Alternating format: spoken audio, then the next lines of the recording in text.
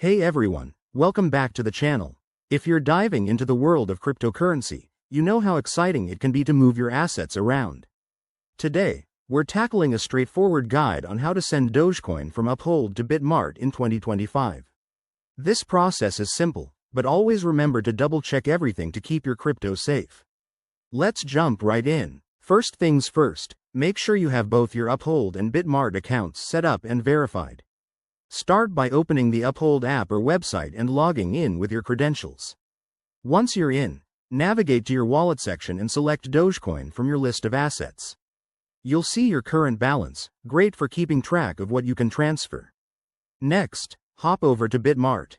Log in to your Bitmart account and go to your Dogecoin wallet. Here, you'll need to generate or copy your Dogecoin deposit address. It's usually found under the deposit option. Just make sure it's for the Dogecoin network to avoid any errors. Pro tip: always verify the network compatibility, as mismatched networks can lead to lost funds.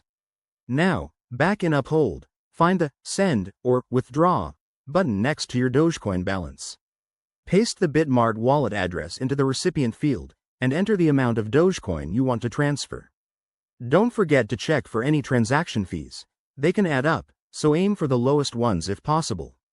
Before you hit confirm, review all the details: the address, the amount, and the network.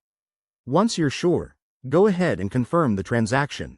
You'll get a confirmation screen, and Uphold will process it shortly. This might take a few minutes to an hour, depending on network congestion. Finally, head back to Bitmart and refresh your wallet to see if the Dogecoin has arrived. If everything went smoothly, you're all set. Remember, crypto transfers are irreversible, so always stay cautious. Thanks for watching. If this helped you out, hit that like button and subscribe for more crypto tutorials. See you in the next video.